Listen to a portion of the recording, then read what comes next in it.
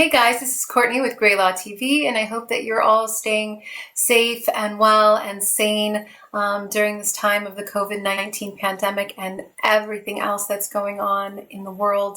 I just wanted to do a quick video to tell you some really big news out of the White House yesterday. So yesterday, June 22nd, 2020, Donald Trump issued a second executive order on immigration. It extends the order from April, and it also adds some new categories. So I've been getting a lot of calls, a lot of emails from folks asking me if the new executive order impacts them. So I just wanted to go through everyone who is impacted and everyone who is not impacted by this so that you know for sure and have peace of mind.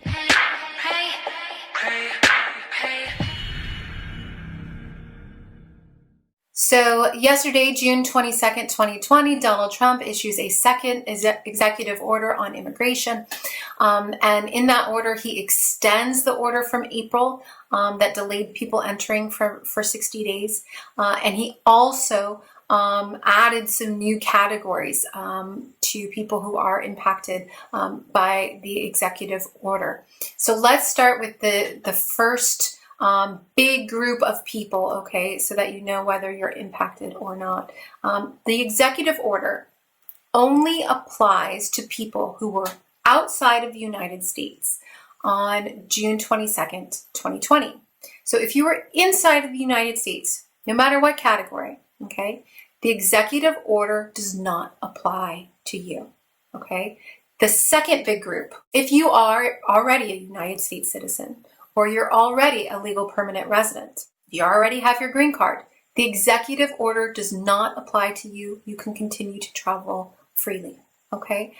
So let's talk about the people outside of the United States that the executive order does not apply to. If you're applying for your green card through your United States citizen spouse, you're a member of the military or their immediate family, you're an EB-5 investor, you're coming in as a healthcare worker to help with the COVID-19 pandemic, you're coming in as a special immigrant, whether that be a special immigrant juvenile, someone who's coming subject to VAWA, the Violence Against Women Act, or as a religious worker, if you're coming to assist in a prosecution, the new executive order does not apply to you.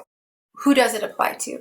It applies to people in the preference categories based on your relationship to a green card holder, or you're the sibling of a United States citizen. If you're in one of those other categories, the executive order applies to you. If you are in an employment-based category other than the EB-5 category for investors, the executive order applies to you.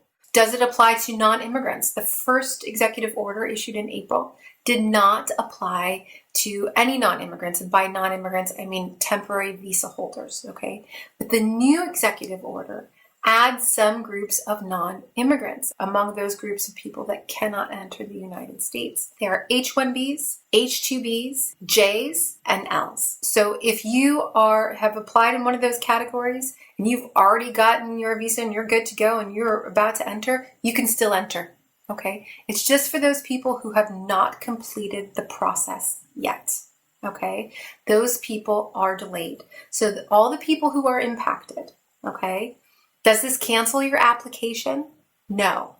It delays it through December 31st, 2020, okay?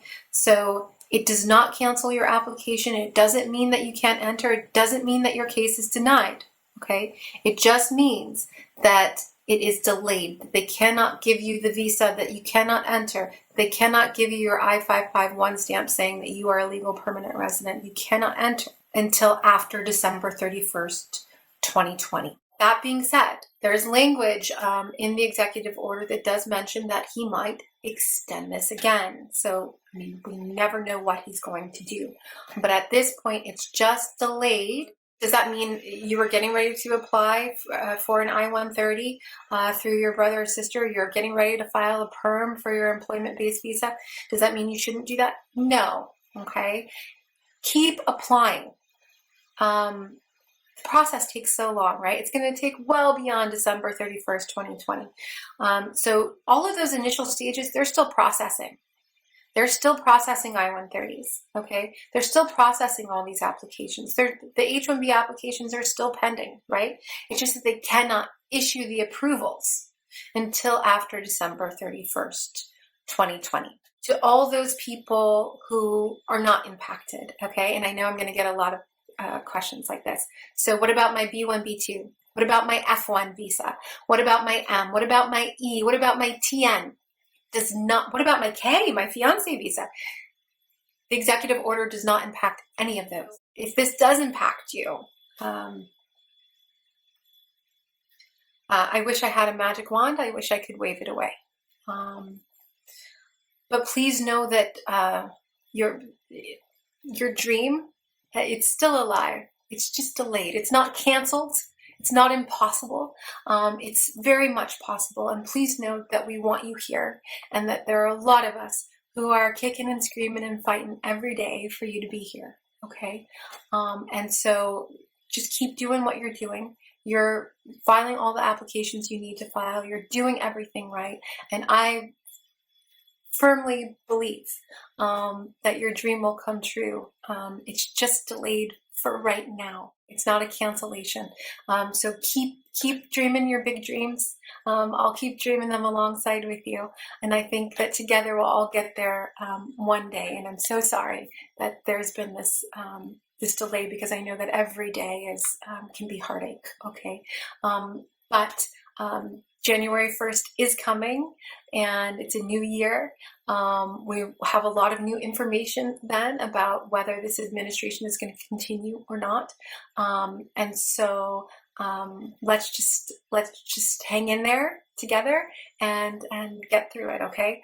And we will. We'll get through COVID-19. We'll get through the executive orders, and we'll have good news right around the corner. I'm sure of it. So thank you for watching GrayLaw TV. Don't forget to like and subscribe, and stay safe, everyone. Okay, take care. Bye bye.